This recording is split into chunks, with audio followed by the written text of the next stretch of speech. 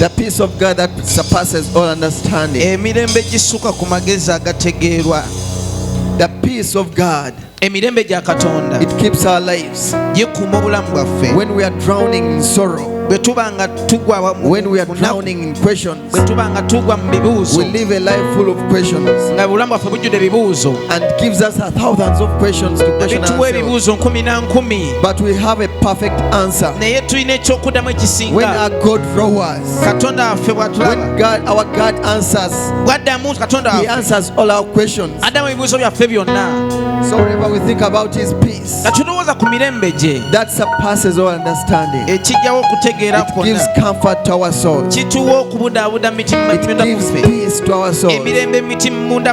This world is full of troubles, but our God said that be of good cheer, that have overcome the world, that we may not be partakers of the sorrow of the world, and we rest in the victory of our Lord Jesus Christ. Amen. Amen. Give the Lord a mighty hand of praise. Give the Lord a mighty hand of praise. We thank God for today. You may be seated. You may be seated. You will come once again today. It's the day that the Lord has made. It's the day that the Lord has made. Clap your hands that it's the day that the Lord has made. It's not as the other days that you've passed through. There have been days of sorrow, and that God is answering all our prayers today. It's a new day, a new grace, new mercies, new victories in Jesus' mighty name. Turn to your neighbor and tell him that our God has made a new day. There is something about a day. I'm speaking about a day.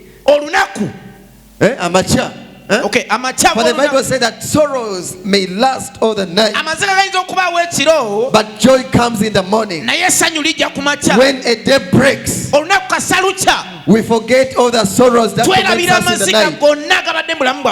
Amen. Amen. Our God is in this place.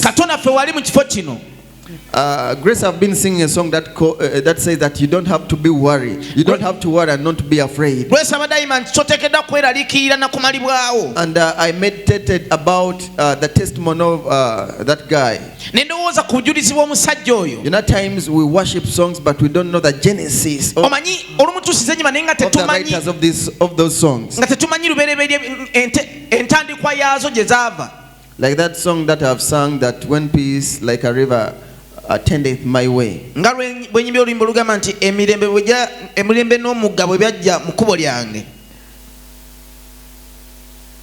How many of you knows Abraham Lincoln? He was one of the presidents of US. Some people wrote those names because of the situation they were passing through. So I was thinking about my life is in your hands. And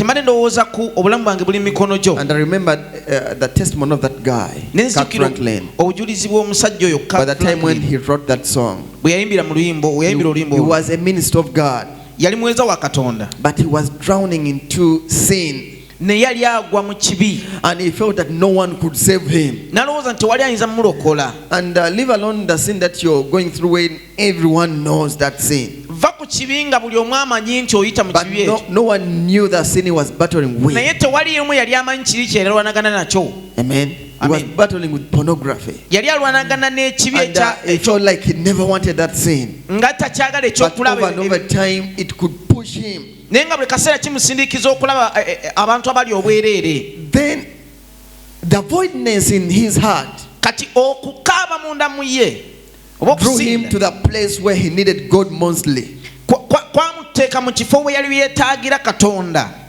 And he wrote a song that you don't have to worry. N'awandiika oluyimba nti toteekeddwa kweraliikirira. And not to be afraid. N'okumalibwawo. For joy comes in the morning. Kubanga essanyu lijja ku makya. Though troubles may last all the night. Wadde emitawaana gisobola okubaawo ekiro. Concludes the song saying that my life is in God's hand. N'amaliriza nga gamba nti obulamu bwange buli mikono gya Katonda. Are we together? Tuli ffenna. We thank God for the grace of God. Tobaza Katonda w'ekisa kya Katonda. That the grace of God, this is how the grace of God operates. Ekisa kya Katonda bwe bwe kikola. Apostle Paul says Omutume Paul agamba that in my weakness nti mu bunafu bwange the strength of God is perfected. Amaanyi ga Katonda galabisibwa. Before oba gatuukirizibwa. I mean when men used to move by the law, abasajja bwe batambula bwe balinga batambula ne Katonda. This is how their lives were, this is how they moved their lives. Bwe batyo bwe batambulanga bulamu bwabwe. That however much they sin, when they sin to God, nti newankubadde nga bayonoona eri Katonda, they ran out, the sin made them to run away from God. Ekibi kibaleetera okudduka kuva Katonda. Right from the first man Adam. Okuva ku musajja asooka ddala Adamu. Sin separated them from God. Ekibi kyabaawula okuva It Katonda. created voidness, ne kireetawo ebbanga, emptiness. okubanga tewali kintu. Amen. Amen. When we are saved, bwe tulokoka, and the Spirit of God sits in our hearts, omwoyo omutukuvu n'atuula mu mitima gyaffe, and we sleep or we fall, ne twebaka ne tuseerera oba ne tugwa, the grace of God does the opposite of the law. Ekisa kya Katonda kikola ekirala ekya It makes Katonda. us come closer to God. Kituleetera okusembeera Katonda. To God, that's where we find the throne of grace. Eri Katonda gye tusanga entebe ey'ekisa. Why am I speaking such things? Lwaki njogera ebintu bwe biti? This man Kirk Franklin, ono omusajja Kirk Franklin, when he was battling with sin that no one knew, bwe yali nga lwagana n'ekibi omuntu yena kyali tamanyi, that's when he realized awo yazuulira that it's only God who can heal him. nti Katonda yekka yasobola And okumponya. he said, my life is in your hand. Naga nti obulamu bwange buli mu mikono gyo. And God delivered him. Katonda n'amulokola. Are we together? Tuli ffena. Some of us, we are battling with sins in our lives, Abamu ku ffe twalagana n'ebibi mu bulamu bwaffe, where we feel that no one can heal us, bwe tulowooza nti tewali n'omu asobola kutuwonya, where we feel that we are separated from God. tuwulira nga twawuliddwa But I Katonda. want to give you an assurance Nenjagala bbaawo obukakafu that the grace of God nti ekisa kya Katonda is near us more than anything. kituli kumpi okusinga ekintu ekirala In kyonna. our weakness, Mu bunafu bwaffe the strength of God is perfected. amaanyi ga Katonda gatuukirizibwa. When we stumble and fall, Bwe twekoona ne God does tugwa, not cast us away. Katonda tatugoba. But that's where we see the long hand of God Awo tulabira omukono gwa Katonda taking omuwanvu us from our dust nga gutuggyayo okuva mu and making bufuufu, our feet firm. nga binyweza ebigere byaffe. Amen. Amen. So don't be discouraged by what you're passing Kati through. tomalibwawo na mbeera z'oyitamu. Our God loves you more than you Katonda think. waffe akwagala. Amen. Amen. Pastor John was speaking in the morning, Omusumba John abadde ayogera ku and he makya said that n'agamba those who say that God has only second chance, it gives only a second chance, they are abagamba liars. nti Katonda awa second chance yokka. He has a lot of chances. N'agamba nti Katonda alina chances I nyingi. want to make it more clear Ninjagala kikatiriza nate that God has a second chance, Katonda alina second chance, but his second chance is infinity. wabula second chance ye teggwaawo. Amen. Amen. For he is an infinite God. Kubanga ye Katonda ataggwaawo. Abamu bamuyita liiso ddene. Some of them call him the, basuubira okuba no Katonda munene. they think that God is Tasobola big. kubanga alina liiso ttono. So, Isaaya ye we yamulaba when Isaiah saw him, yalaba kirenge kye nga kijjuza yeekaalu. he saw his feet Katonda feeding. ebiseera bwe yabanyonnyola naga ono Katonda ggulu ddene. Now this guy, Alina okugulu kunene.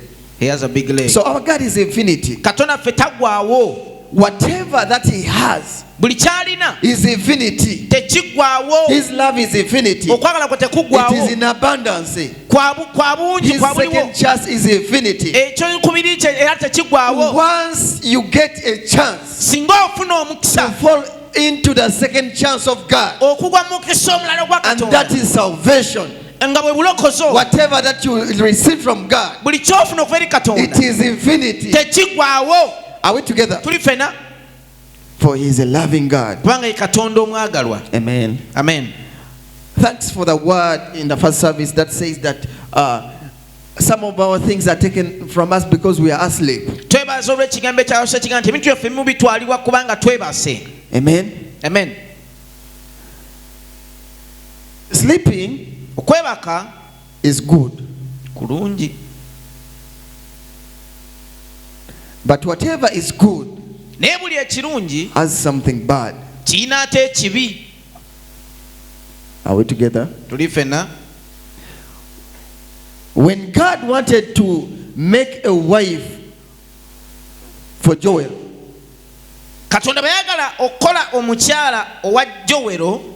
Adam. Huh? Are we together? He led Adam to sleep. Are we together?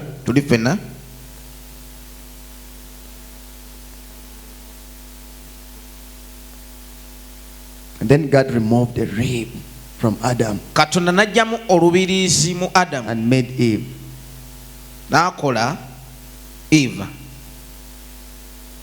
Some of us, we are so stubborn that God, in order to get something good out of you, He has to first make you asleep.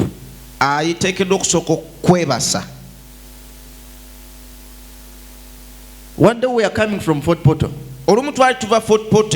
and my daughter was vomiting because for me when I ride like an airplane 120 kilometers per hour. Because I know very well I cannot die before my time. Those who travel with me long journeys, they know me very well. 120 kilometers per hour. Now we are coming from Fort Portal. She started vomiting. And the young one was disturbing the mother. So her mother wanted to hold the other one who is vomiting. And another one wanted him also to be lifted up.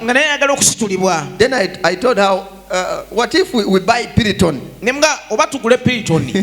And we give this boy because he was so stubborn. Good enough we did not buy Piriton. Are we together? Amen. So some of us, we are so stubborn that in order God to get something good out of us, He has to make us asleep. Are we together? Amen. But here's the problem. At times when we sleep, you know, there's a difference between sleeping and slumbering.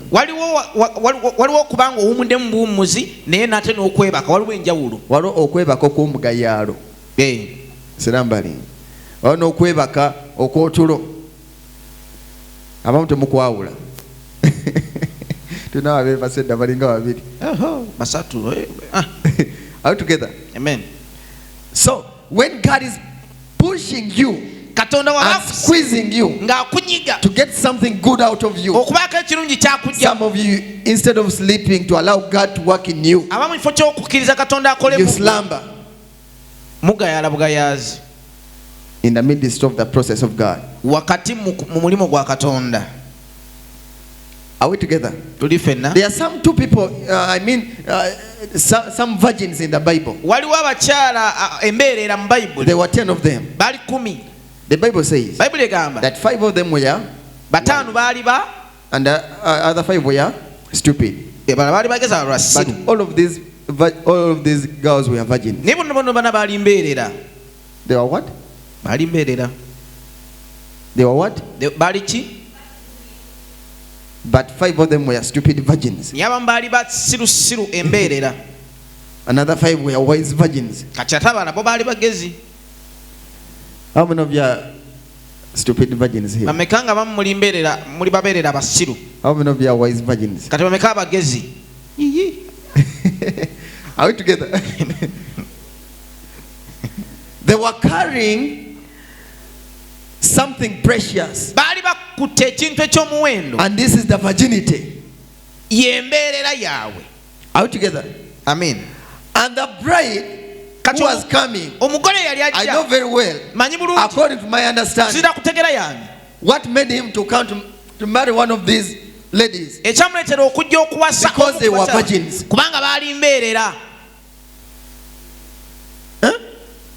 Kubanga senga tebali mbeerya bokamalage baali atabikamu embeerya n'abatali mbeerya ekyakireeta kawasa ng'ajja yeesunga oba yali avaawo oba yali akola baali mbeerera. They were virgins. Amen. Now, kati the virginity they had, this was their dream. These were their vision. These were their gifts they are carrying. Each one of you has a virginity in you that God has never used. And God is yearning to use it. You have ministries in your life. They are virgins. We have wells in Uganda, in Hoima. Wells of oil. But when the government is mentioning about those wells, they say we have virgin wells. Are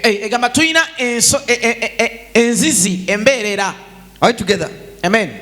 Kati n'abantu abalaba banekigwanyizi baani ba America sibanyi ba France Abafaransa simanyi Abachina balokeera bati balinga oli kawasa kubanga Uganda era ki gamba virgin wells, because they have virgin wells. Enzizi emberezi. Are we together?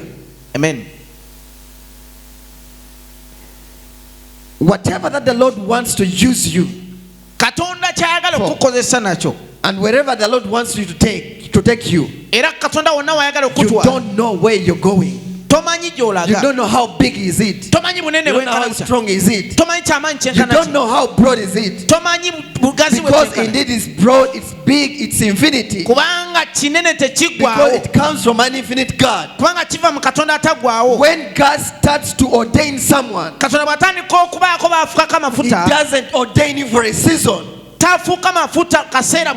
He ordains you for generations and generations. But because of stupidness, all wiseness, our ministries goes generations and generations. All they stop on our generation. Are we together? There is a man in the Bible called Abraham. Even today, when we start asking God and we think that He has delayed, we start reminding Him of Abraham. That you are the God of Abraham. Isn't He your God? Why are you now reminding him about Abraham?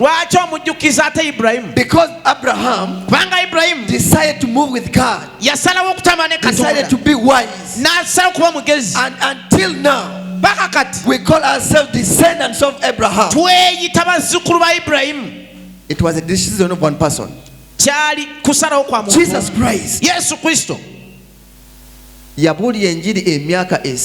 preached the gospel for 3.5 years. Up now, his gospel is the most influential person. He's the most influential person in the history of mankind. He was here for only 33 years. How many of you are 33 years? I'm one of them.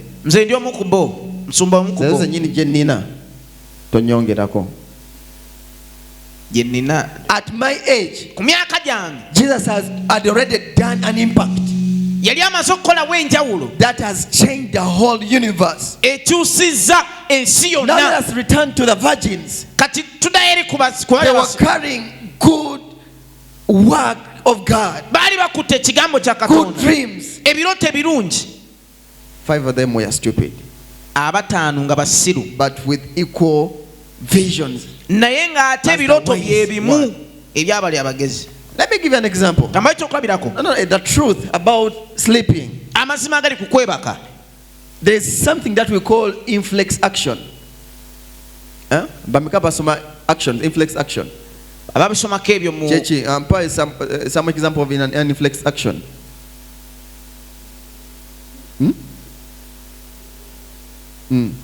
Mpa example emo. Oyinza okuba tusobola kinyo ne mpa example emo.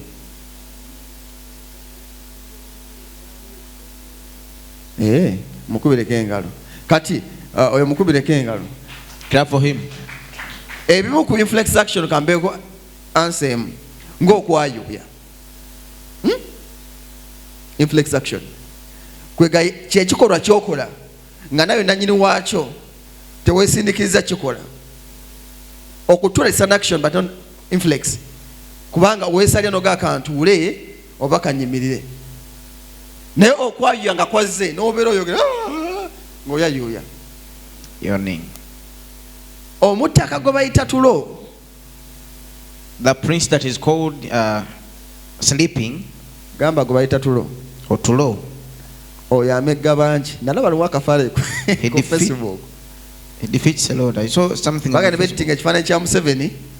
Nga yeebase bulungi. Nga waliwo alingiza n'agamba singa obadde ggwe ng'ofunye chance eno wandibadde okola otya. N'omusanga yeebase bw'ati nga gwe kaaliwo. N'abanene abo bemumanyi ab'amaanyi bakola batya? Beebaka. N'abagezi ennyo bakola batya? Even the wise ones, they also. Buli muntu yenna akola atya? Everyone sleeps. Ne w'obeera oli w'amaanyi otya n'ogaa leero sigenda kwebaka mbalabira muzi overnight. Today I will not sleep. Nga ne yayisa abantu mu overnight atandika ogira bw'ati nga natwo tukola tutya? Tumuluma. Kubanga it's an inflex action. Amen. So there are some things that the Lord left for us. At times when they are not good, but for a purpose. These five virgins and 6 virgins, wise and foolish.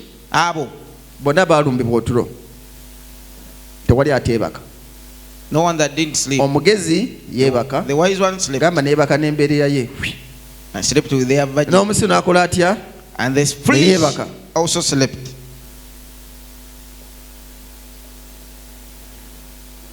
Ekyayamba abawala abataano abagezi. One of the things that helped the wise ones. It was an extra oil they had. Extra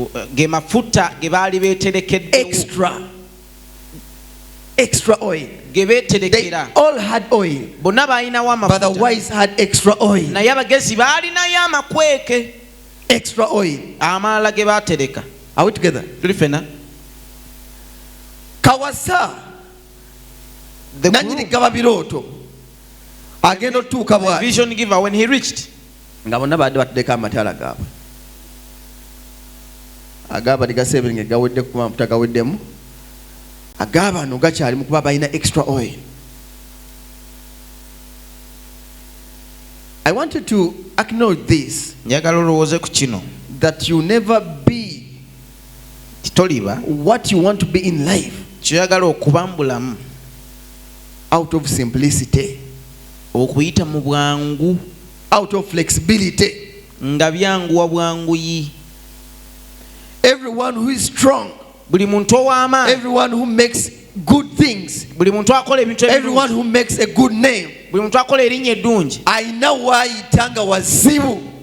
He passes through a tough time. Obulamu buno butuwa ebigezo nga byenkanankana. This life gives us things that butuwa ebigezo nga byenkanankana.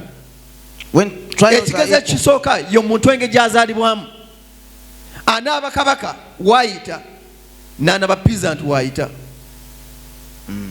Ono ajja bwino n'akola atya? Ajja bwereere. Ono bamuyonsa ono bakola batya? Bamuyonsa. Ono azanyira mutaka n'oyo azanyira mu ki? Mutaka. Challenges obulamu bwe zituwa. They are equal. Byenkanankana. But what makes us overcome in this world is an extra oil. Ge mafuta amatereke. I'm not speaking about anointing. Togera ku mafuta. An extra wisdom.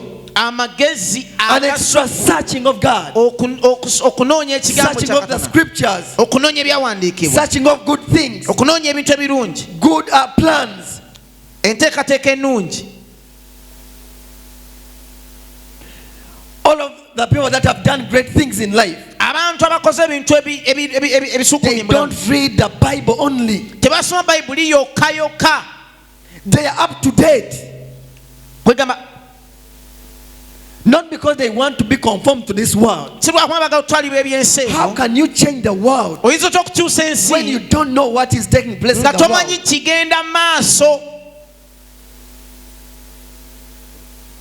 world? How can you?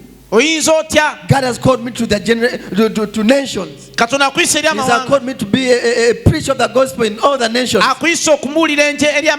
You don't even take a time to go and ask how much is the passport. The government even has made it simple. Right now you can get a passport in 2 days. You register online. No more going to the DCs and other DCs for subscription. You sit on your phone. Order your passport. No ordering you go and pay in the bank. No sasula. After 2 days you go and pick it. How many of you want to be preachers of the gospel?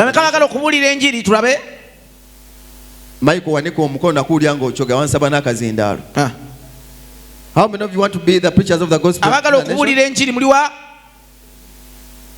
Gwe wanika omukono. Wanike mikono. Towanika Bible. There is an extra step you have to take. An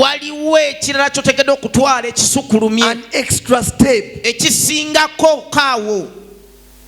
Extra step.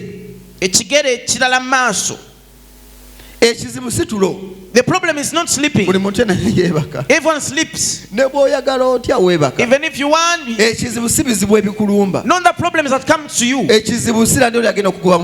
problem is not your landlord.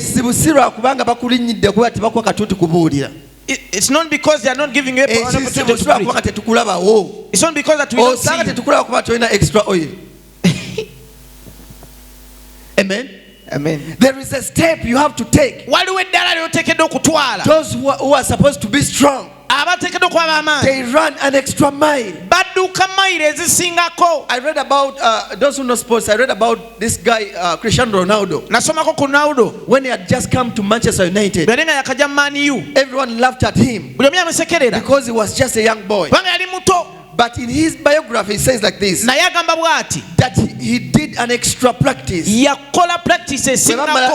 Practice ku Carlington ne bagenda yenga asigalayo n'emipiira. Yakola training eyokuba amakona, okuba free kick, okuba penalty. Extra training endala. Right now, kati the name that he has made, no one can break it. Awano agamba kati oyo Illuminati. He did an extra training. You want to be a great musician. Every time you eat chapati,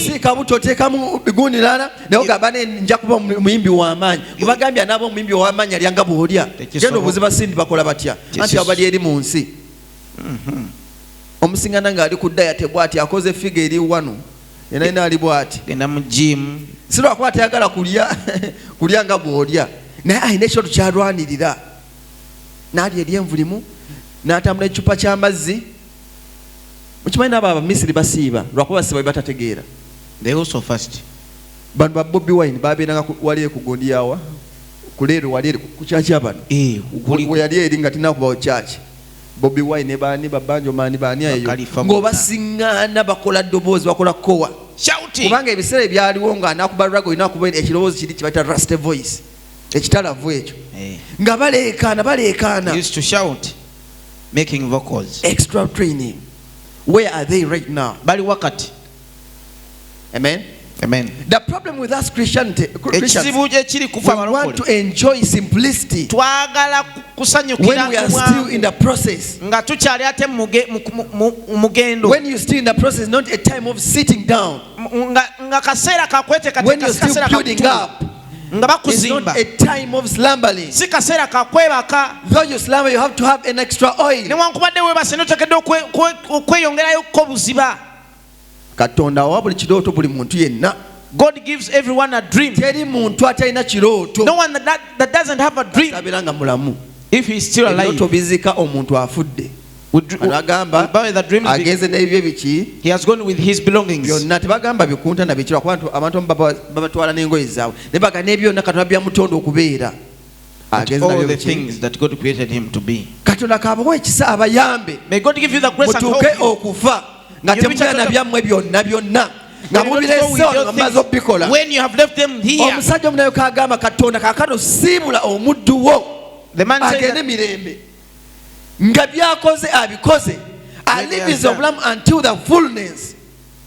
Paka mbujuvu bwabo. Paul n'agamba, I've fought a good fight. Nwanye okulwana okulungi. I've kept my faith. Nkumye okukkiriza kwange. I've run my race. Nziruse.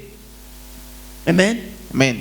Life is all about struggling. It's all about pushing forward. If you want to do great things in life, walk an extra mile. Omuntu gw'otambula naye bw'aba asobola alina amaanyi gatambula mayiro 2. Push on to a 3rd mile. Don't live in the place of simplicity and comfortability. You have to be ahead. Push forward. Enlarge your tents. Go forth. Enlarge your limitations. There is no limitations in life until you break limitations. Where you sit, amen. Amen. Right now we cannot say that the sky is the limit. The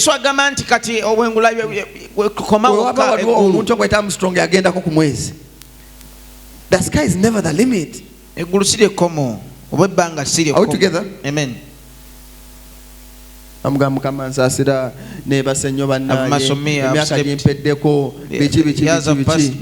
That's true. Everyone can fall. But it's to the foolish to stay where you've fallen. It is to the foolish person to stay where you've fallen. To a person who understands, even in your falling, you see a great opportunity. Even in your closed doors, you see an open door. This week I saw someone, I saw a certain post on Facebook. There were 2 people. They were in a cell, in a prison. You know when you are in a cell, they are iron bars. Now these 2 people were they were artists. Everyone started drawing what he sees. One of the artists was so happy in his drawing. Right? Yeah. When he was drawing, he drew the beautiful mountain he sees around. The beautiful trees. And another artist, when he started drawing, he started drawing by the bars he's seeing. Drew all the bars. Are we together? When they are walking in this life, what we see is beyond our limitation. These 2 prisoners, they were both prisoners. One was seeing bars, another person was seeing something beyond the bars. Amen. Amen. You may not be yet where you want to be, but may God give you the grace to lift up your eyes and you see beyond what is challenging you. You see a wall where there's no wall. You see a way where there's no way. You see fire where there's coldness. Because our eyes has to see great things. The problem is not what we are moving through. Here. wano wetumala okoowa ne tulyoka twebaka okwebaka kubadde oyogerako sleeping Katonda kwasobola okukozesa obulungi kino newankubadde nga tugudde asobola kifulamu ekirungi naye abamu tugenda ne twebaka when we go to sleep netufuukire basse mu gayaalo. Are we together? Netufuukire baani noga ndaba siyeza asofuna olubuto nina omwana omugamba nali njogera naye nezinaku nga 2 emabega yafuna olubuto ku myaka emito ennyo emitono ddala emyaka nga 16. She got pregnant at an early age. Nasuka nadduka mu church. Then she ran away from the church. She went. Namusinga ne mubuuza osabirawa nanga abantu bayo bantama bayinemwa nenga bayina ki nemubuuza okay kituufu abantu bakola batya naye gwe bageyeyoka ekkanisa eriwo naga nze n'obulokole mpulya bwantama nze buli nagenda bajja kunsalya musango. Are you together? Obubeera bulimba kwa Setaani. Katonda taliyimusa mutindo okutusanga Setaani ayimusiza enfuufu until the devil raises the dust. Tasobola. He cannot. Tasobola kikola. He cannot do that. He waited for us to first fall. Alinda tumala okugwa. That the grace came. Kijje. At first it was seen that it was falling. Okugwa kwe kwaso. Naye kakati kisa kisooka omuntu alyoka agwa. Mukama n'amuyamba n'akozesa ate wagudde okubaako basobola okwogera nabo okubaako basobola okuzzaamu amaanyi. N'omulala agamba ati naye kanzire eyo gamba oyomberera musirusiru. Kiddemu kigamba akuli naye no oyomberera mberya nsirusiru. It is okay to sleep. Tekirina tabu kwebaka. It is okay. Tekiriko kizibu okwebaka. It is unreflexed action. Kya bulijjo. It's okay. Si kizibu okwebaka. But what you have as extra in your life? Naye kiki weterekeddeyo ko mbulamu? Do you have an extra faith? Oyina okukkiriza okusukkako. That God can lift me up where I've fallen. Katonda asobola okuyimusa. Can you still sing a new song to God? Osobola okuyimba oluyimba olupya. Can you still remember the good thing He has done for you? Can you remember all the victories that He has made you overcome? And you said, though I've fallen right now, I can go forth. Can you? Osobola. Amen. Amen.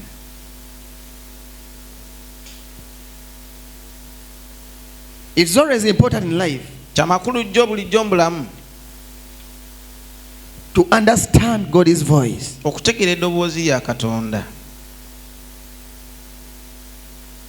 Amen. Amen. When you don't understand the voice of God, a lot of things will come and hit you. Hit you. Now I want to ask a question. How many of you here that you've ever heard God speaking to you? How many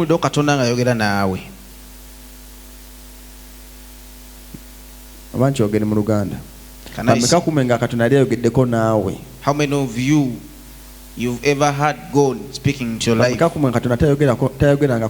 Then those that God has never spoken in your life. But how many of you're not sure that I don't know whether it was God or I don't know whether he was God or not. You're here, you're there in the midst. God speaks to us always. Always. Some of you say that I have never heard God speak.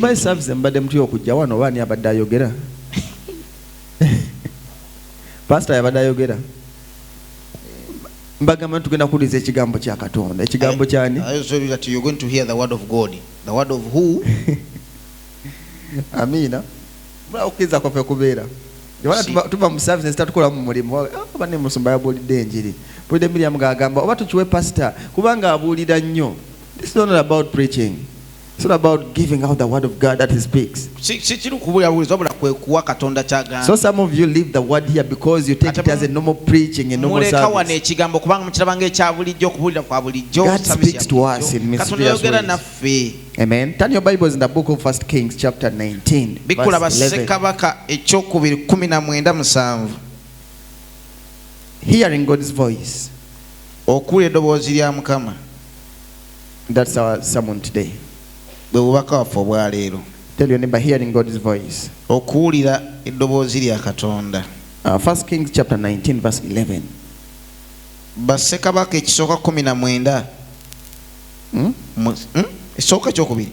Kings 19:11. Luganda reader, you may start. Nayogera nti fuluma oyimirire ku lusozi mu maaso ga Mukama. Kale laba Mukama n'ayitawo embuyaga nnyingi ez'amaanyi ne zimenya ensozi ne zaasa enjazi mu maaso ga Mukama. Ne Mukama nga tali mu mbuyaga. Awo oluvannyuma lw'embuyaga kikankano kya nsi. Ne Mukama nga tali mu kikankano ky'ensi. 12. Awo oluvannyuma lw'ekikankano muliro. Ne Mukama nga tali mu muliro. Awo oluvannyuma lw'omuliro ddoboozi ttono lyagonjebwa. Awo lwatuuka erinnya bwe yaliwulira ne yeebikka amaaso ge n'omunagiro n'afuluma n'ayimirira mu mulyango gw'empuku. Kale laba ne wamujjira eddoboozi ne lyogera nti okola ki wano Eriya? Father, we want to thank you for today. Twagala kubaza leero. It's a day that you've made. Lunaku lw'okoze. May you come and speak unto our lives. Gy'ayogera obulamu bwaffe. In Jesus' mighty name. Mu linnya lya Yesu. Now, we are studying about hearing God's voice. Tusoma kuwulira eddoboozi lya Mukama. All of last week we've been studying about becoming a new creation in God. This is knowing what you believed. Are we together? So each and every person who is born again, you are a new creation. The Bible says in 2 Corinthians chapter 5 verse 17 that all of the old things pass away and we become new. We become in unity with God once again. Now the second thing we should understand, since now we are new we are new creation, how can we hear God's voice and we understand that truly this is God's voice? Because at times we miss benefits of life. We miss God to talk into our lives because we don't acknowledge His voice. Are we together? That's why I asked you that how many of you are not sure that if God has spoken or not? And most of you raised up your hands. It's not that God has not been speaking to your life, but it's because you don't understand the voice of God. And it's very important in life to understand the voice of God, because even other things around us speak.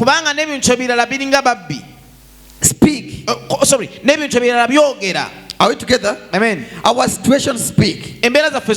Our neighbors speak. Our thoughts speak. But not whatever is spoken, it is God's voice.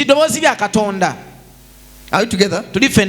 Each and every time God came and spoke to Adam and Eve, but in one of the days even the serpent came and spoke.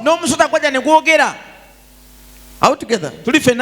So it's very important as a Christian to understand when God speaks, because the voice of God gives us counsel, and the word of God is alive.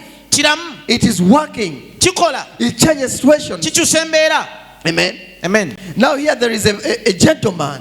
He was a prophet of God called who? Elijah. Amen. Amen. There is something I want you to notice here. Read again from verse 11. Then he said, go out and stand on the mountains before the Lord. And behold, the Lord passed by, and and a great strong wind tore into the mountains and broke rocks into pieces. But the Lord was not in the wind. Now, verse 11 says like this. Let us read it until we understand it. That go out and stand on the mountain of the Lord. Whose mountain? Whose mountain? Whose mountain? Mountain of the Lord. And the Bible says that the wind passed by, as the Lord passed by on his mountain, where he always sits, in his house.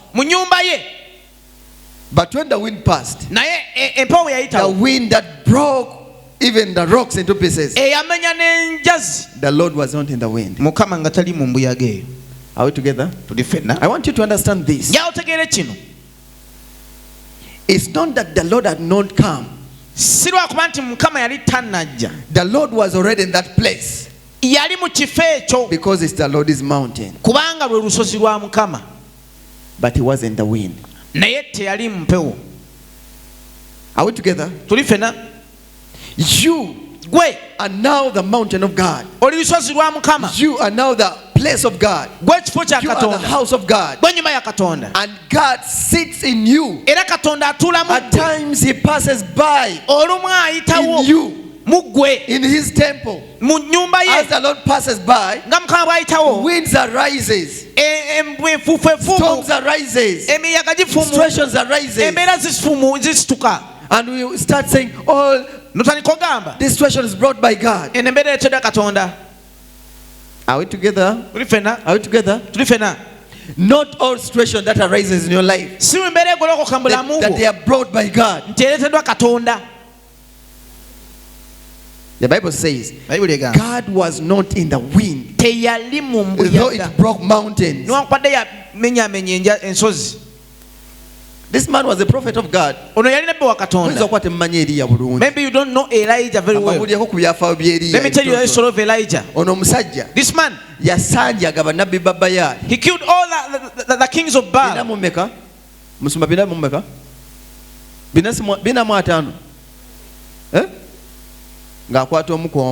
He killed 450. He killed one on one.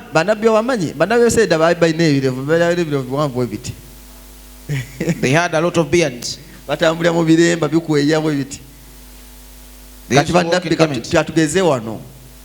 Yakwata banadini abatakiriza binamumeka bata nasokera kwani gwenzo kwa gombanyi ntagali sigwe ngambe nasanjaga omuko paka binamumeka oyabera simusajja mwangu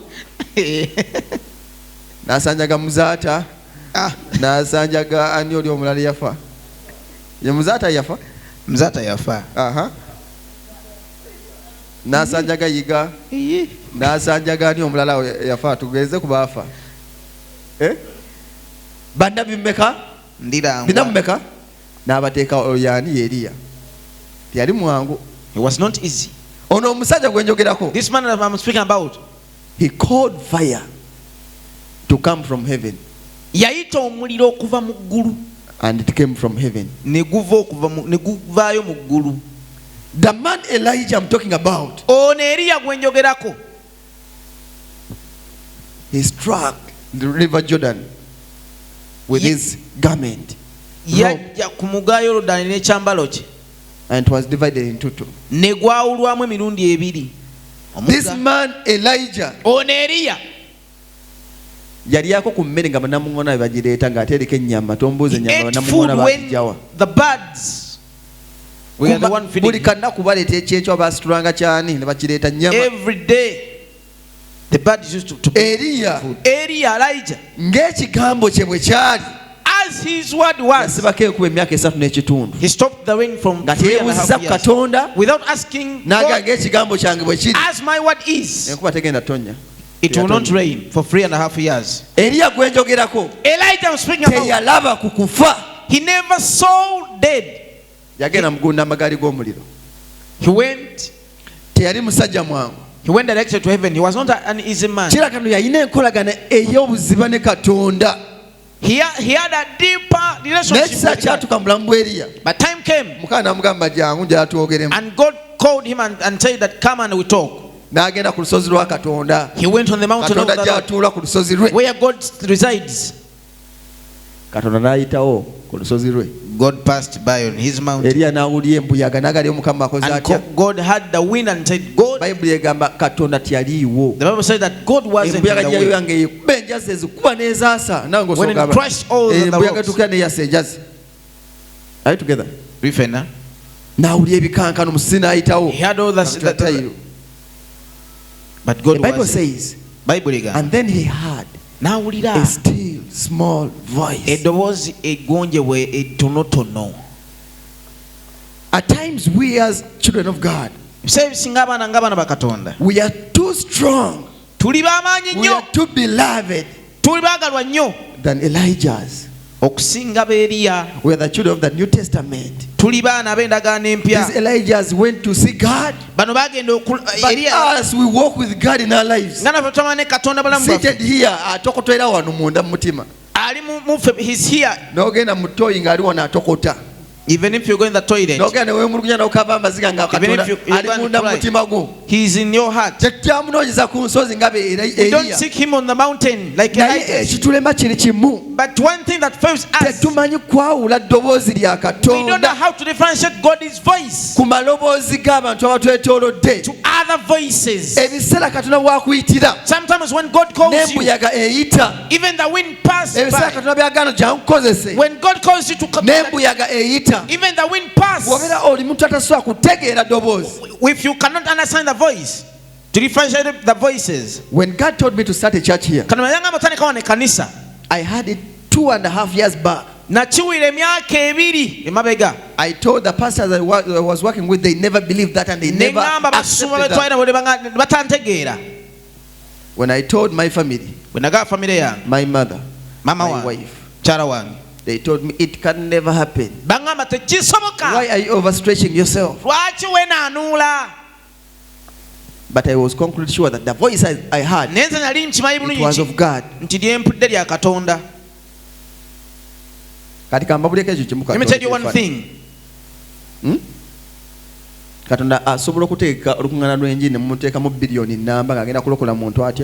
God can make you to prepare a certain mission, and when you invested 1 billion. I don't know why God sent a church in this place. But there is a divine purpose. A divine purpose. When I heard his voice, I went against all odds, all other voices. I did things like a stupid person, like a mad person. And now here we are. The church has stood here, and it will still be here, and for a purpose ordained by God. For it is a place of a new beginning. We are witnessing God starting new beginnings in the lives of people here. Yes, he is doing it. His word is alive. If I compromised with my mom and I said, oh, let us start a church there at our children's home. Let me tell you something funny. When God speaks and the world speaks, at times the world has a better solution for your plan than God.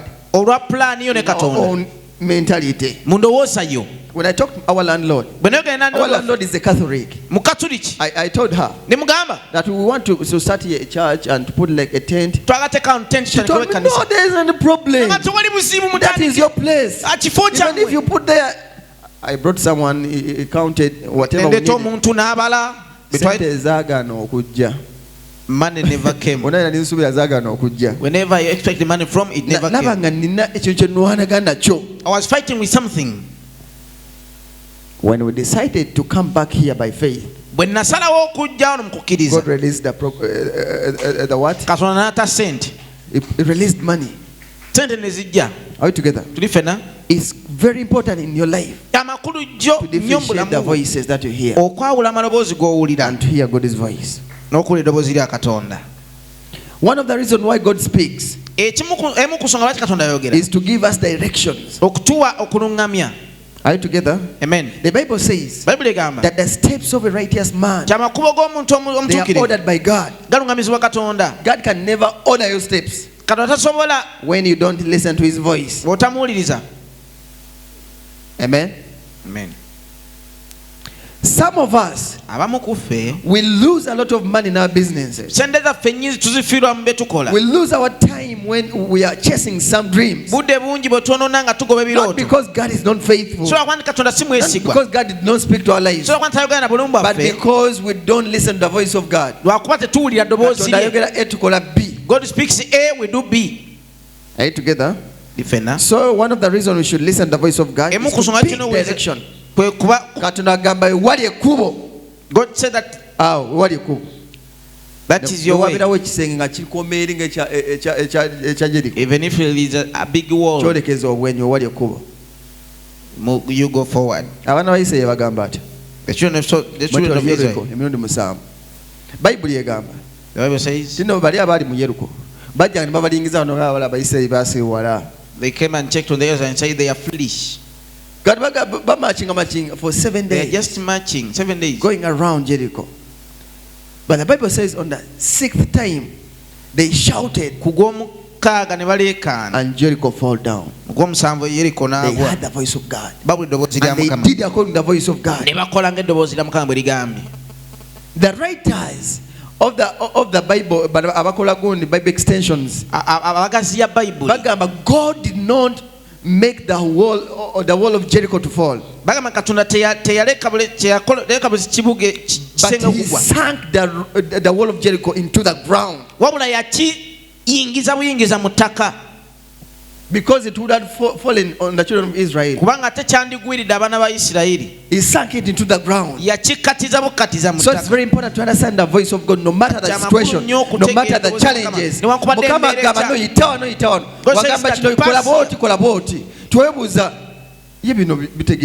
What does it mean? One man sang song called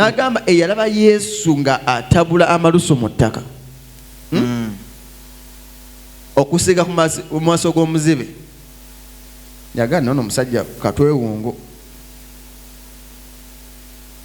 n'akalaba okatidde ddala. Naye the direction of God this time was siga amaaso gasiigeko ettaka. Kalotako olya mu kitundu kimu nga kooti oba kiteeteeyi kyono leero kira nkyambala kiyita eno mu mutwe. Katonda akolya mu makubo mangi, mysterious ways. Mysterious ways.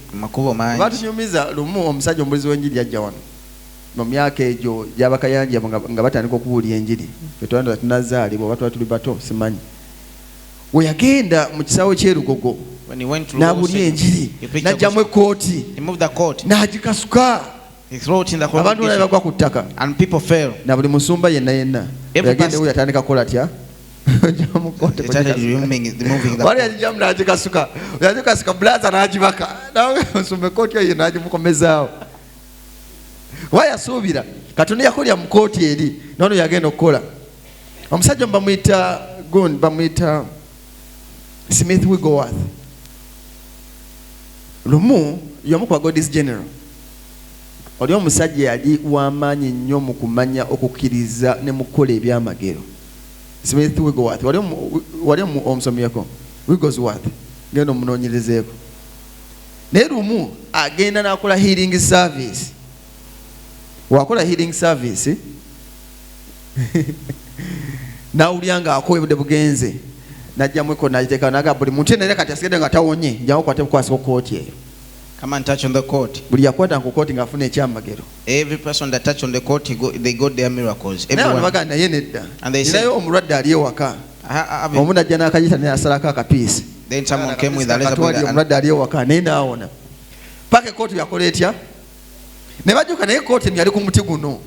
Ne bajja n'atandika okutemako opapajjo omuko. Omuti negukola gutya ne guggwawo. Naye ate omuti gwali wano. Batandika okuyoolawo ki? Ettaka. Eddiini bwetyo bwetandika. That's how religion begins. Because people expect God to work in just a single line. Our God is not like that.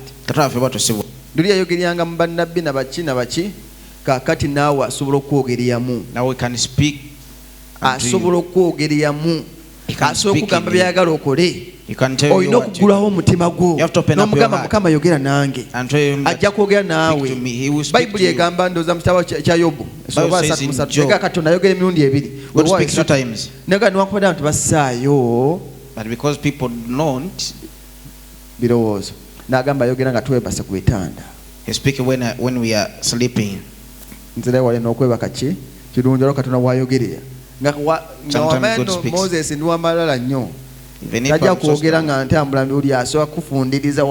will not speak when I'm walking. You will speak to me when I'm asleep.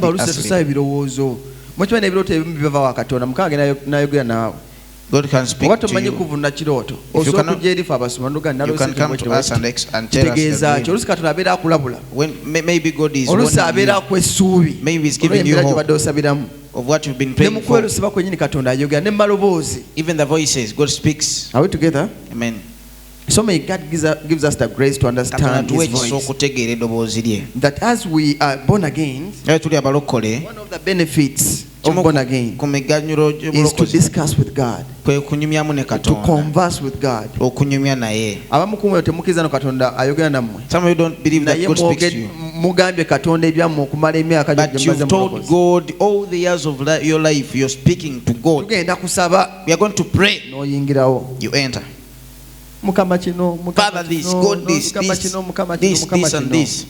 But have you ever seated down and said that? Prayer means meeting with God. I've come that you may speak to me. God, and you allow God to speak into your life. Things that hinders God to speak to us, we speak a lot. God uses His speech is gentle. If you're shouting, then He settles. Amina. Amen. Omusaya bamuga agenda Nineve. Yena so nagenda Talusisi. Mukama tiyamunyega namuga agenda Talusisi. God left him to go to Talusisi. Yasingana yonga ali ku mugga. Byamala okumulaga ati noki yakuta olugendo lukyamu. Neba nina abafiriza emigugu. Omusajja olamuyita Balamu. Eddoboozi aliwulidde Katonda tasobola kukolimira muntu gwadde mukisa. Naye alemeddeko agaye ngenza okukola ki? Kukolima. Paka embalasi we yamunyigira ku kisenge ekigere kye kibetenteka. Embalasi nga yo n'amaaso gaayo era bamalayika ne nabbi wa Mukama tamulaba. Paka embalasi yakuba omwasi n'evaamu n'eyogera. Twalaba embalasi wetuukira n'eyogera. N'eyogera mu ddoboozi asobola otegeera. Abamu kuffe embalasi tusobola okwogera mu bulamu bwaffe. Some of our situation are rising. Ebigambo ebitusobola otegeera ddala.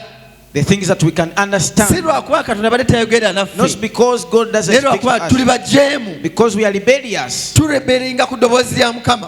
We don't rely on the voice of God. God says, do this. But I will not.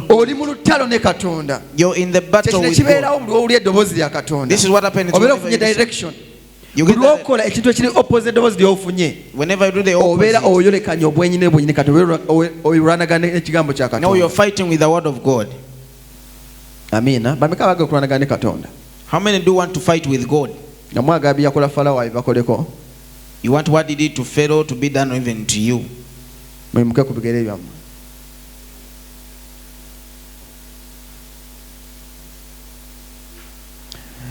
It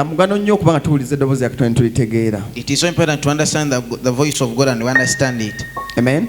Amen. When you go back to your home, I just want you to make just a simple prayer. That God, here I am, speak to me. Today I want to hear your voice.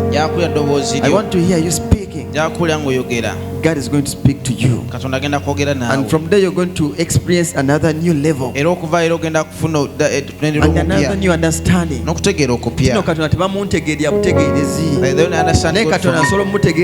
also understand God on my own. He can speak to my life. He can change me.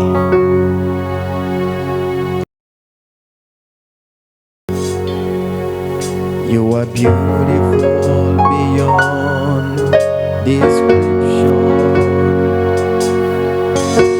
Too marvelous for words, too wonderful for comprehension, like nothing ever seen or heard. Who can grasp your infinite wisdom? Who can fathom the depth of your love? You are beautiful beyond description. Majesty enthroned above.